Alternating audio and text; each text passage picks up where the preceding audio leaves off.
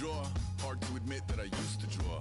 Portraiture in a human form. Doodle of a two-headed unicorn. It was soothing. Moving his arm in a fusion of man-made tools and amused from beyond. Even if it went beautifully wrong, it was tangible truth for a youth who refused to belong. No-name nuisance. Who's in a bedroom? Who's in a brand new cuneiform? Barely commune with the horde. Hello, everybody. I'm Larry Ridley. You're tuned into the... Larry, they broke ground on this place in the year 2000, opened it in August of 2002, and it's been the home of this franchise ever since. Welcome to NRG Stadium in Houston. We count down to kickoff in what should be an epic one here between the Atlanta Falcons and the New England Patriots.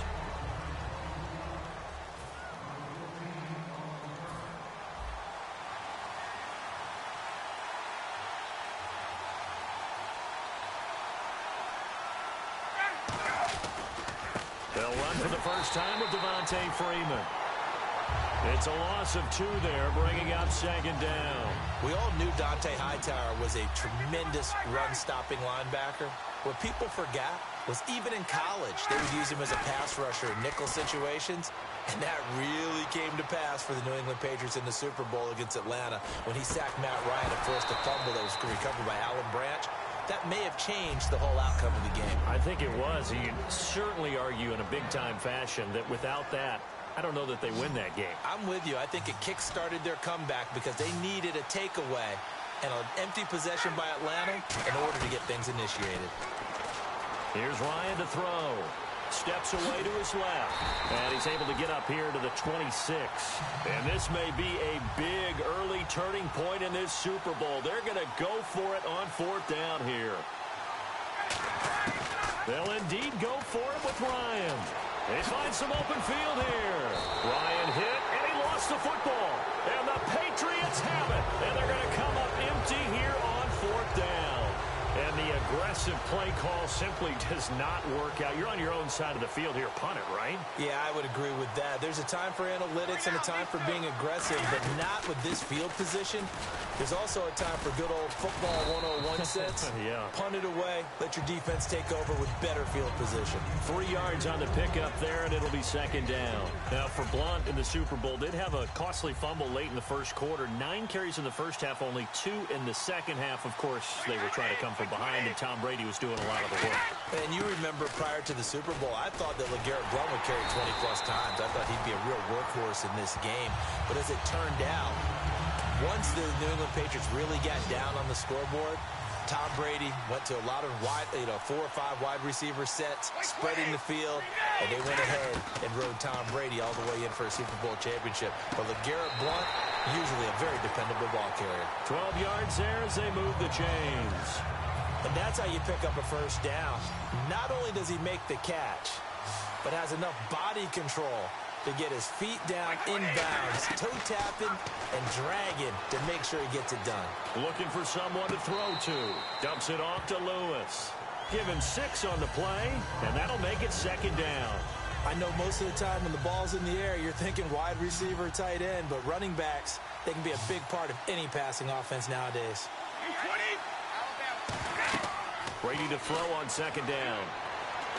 And he just chucked that one out of bounds, out of everyone's reach. Maybe a wise call not to take a sack in this part of the field. It brings up 3rd down. They got pressure there and only rushing 3. And there's a defensive coordinator right now who is celebrating not just getting home with 3 there, but realizing if that's the type of pressure he can get in the entire game, then his pass defense is going to be excellent. You're dropping 8. Where are you going to go with the football? I know ultimately that feels like a good defensive play, but I know it's really not. They had a chance to keep points off the board. Now they have a chance to kick a field goal by missing that shot. Yeah, especially at this spot in the field. He's got to be upset he couldn't come up with that INT. So they get the ball first here in front of the home crowd under the lights, and they get 3 points out of it. And there's something about a night game, isn't there? A little extra snap, a little extra crisp in the air. What a terrific way to get things started. A little extra excitement, a little extra dazzle for the home crowd.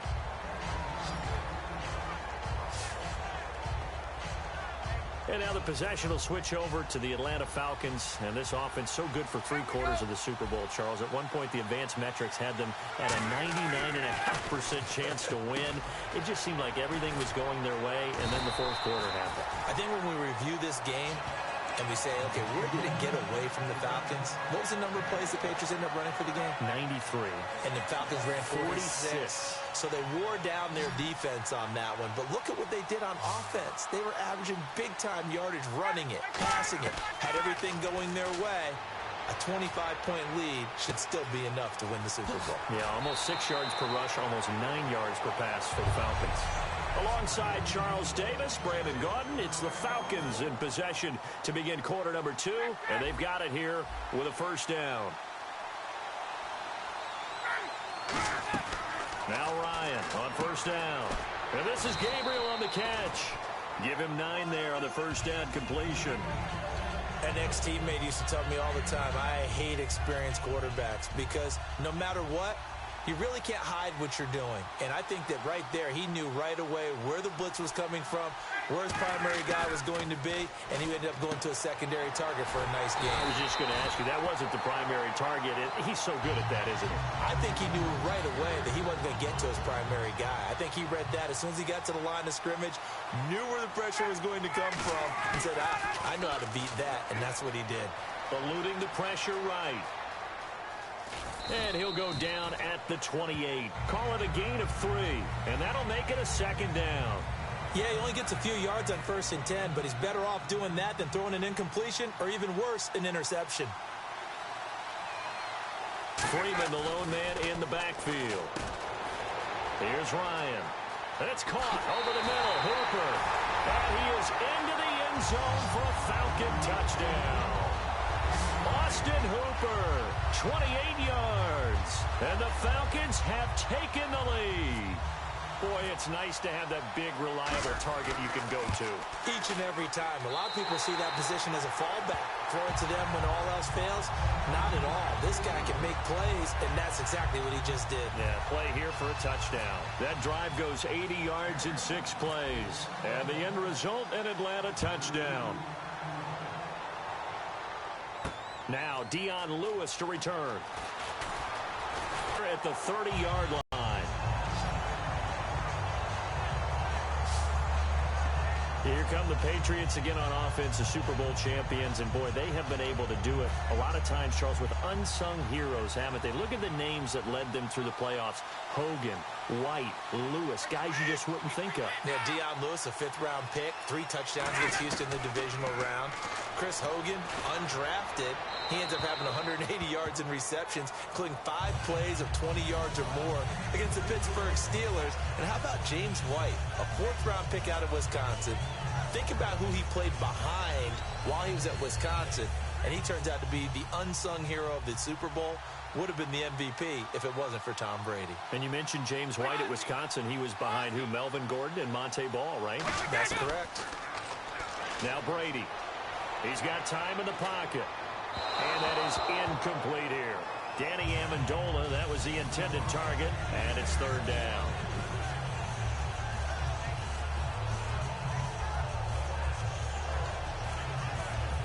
And it looks like this will likely be the last play before we hit the 2-minute warning. Let's see if they can sneak one more good play in before the 2-minute signal. Play action. Now it's Brady. Got a man. It's Amendola. And he's got a first down as he's up to the 48. A minute 59 to go in the first half. We're back to Super Bowl 51 after this. A reminder, coming up at the intermission, we'll get highlights of this Super Bowl from Larry Wrigley and the crew in Orlando with our EA Sports halftime report.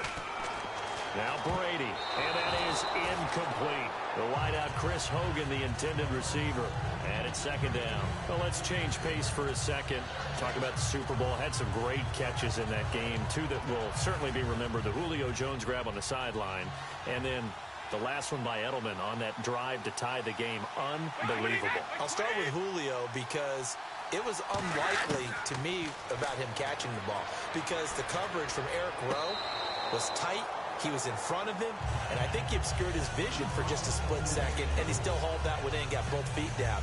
But Julian Edelman's catch, that has to be one for the ages. That's going to be talked about as long as we play Super Bowls, because I thought there were at least 3 Falcons involved in trying to break that one up, and somehow he had enough coordination to catch it again, and keep it off the ground. And impressive, they called it complete on the field. When I saw it with a naked eye, I said, no way, that bounced off the ground. Nope, 2 yards is all they'll get on the completion. It's 4th down. One hallmark of good defenses is understanding the game, understanding positioning, and tackling immediately in the secondary after catches. I think we just saw that on display right there. Got to him before he ever had a chance to think about turning it upfield. On 4th down, on now is the lefty Ryan Allen to punt. Back deep for the Falcons is Eric Weems. This is away and a very good kick, angled for the sidelines. And this one's out of bounds. Should be inside the 10, I think it is. At the 6-yard line.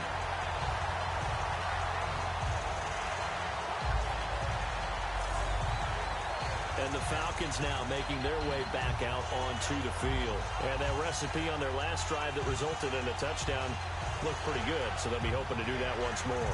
And it takes me back to when we sat with the offensive coordinator and the head coach. They felt pretty good about their game plan and thought there were some holes in the defense, and they exploited them the last time out. Let's see if they can come back and put together a similar drive. And we'll see if they can do just that. Got a man, and he hits him in stride. They give him 14 yards that time and a fresh set of downs. As a former defender, Brandon, the goal was always to tackle the receiver immediately after the catch. When you missed and gave up additional yardage, you didn't make anyone on your team happy. That's why I'm sitting here next to you.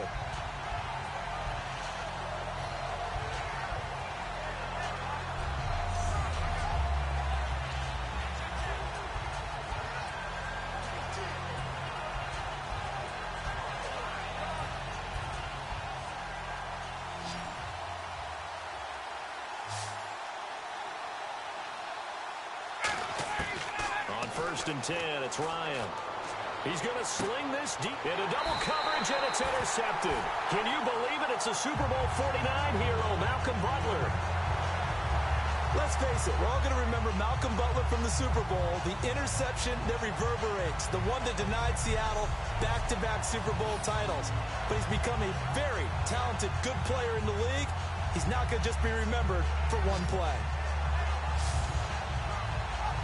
Out comes the New England offense to see what they can do this time. And a tight game after punting last time. See if they can get something going on this drive. As they head to the field now, with the game this close, you got to feel there's a sense of urgency. Now hold everything here. We're going to get a timeout by the offense. It's just their first, so they'll have 2 remaining here before we get to halftime.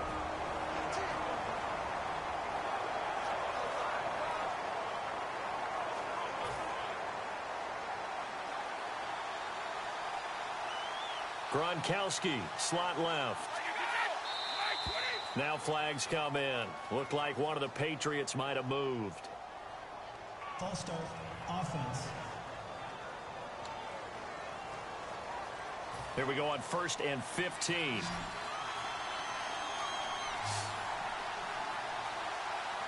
Blunt, the lone running back. To throw is Brady. Looking middle, it's caught by Gronkowski. Now whistles come in. We're going to get a timeout here by the offense. So that means they're down to 1 remaining here as we head toward halftime.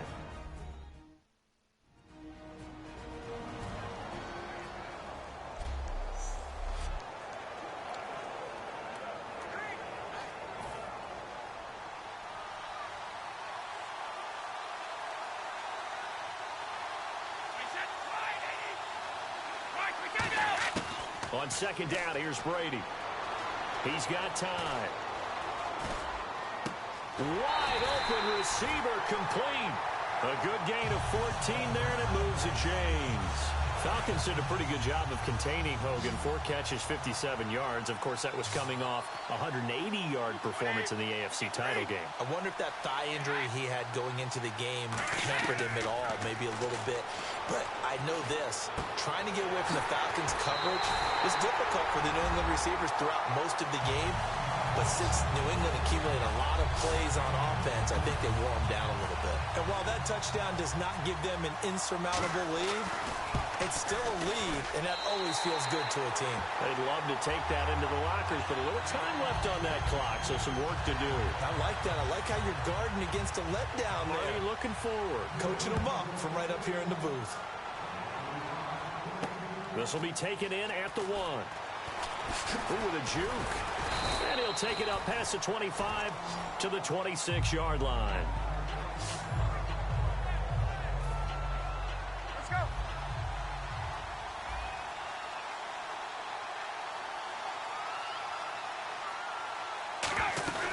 The drive will start with a carry by Devontae Freeman.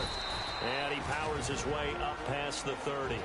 Now hold everything here. We're going to get a timeout by the offense. It's just their first, so they'll have 2 remaining here before we get to halftime. And they line up now for what will likely be the last play of the first half. Final play of the half. It's Ryan finding time. He's going to air one out, and he knocks the ball away, and it falls. You seriously just skip the halftime of the Super Bowl? Who does that? It's a Super Bowl. Watch the halftime show. All right, here we go. Third quarter action now. Fielded about a yard deep. And he'll get across the 20 before he's brought down at about the 23-yard line.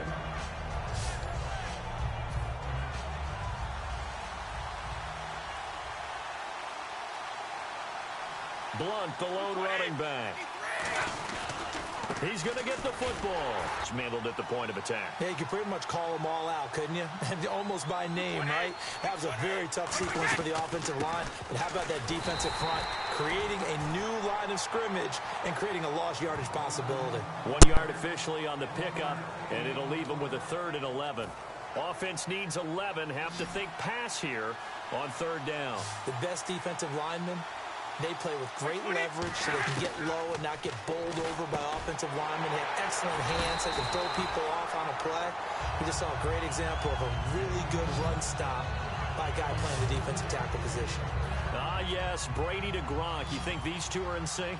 Without a doubt. And look, they both understand what they can do for each other. Gronk knows if he gets open, the ball's going to be there. And Tom Brady knows what a great security blanket Gronk is. When all else fails, you find Big 87. Hey, I wanted to sneak this in. Overtime in the Super Bowl.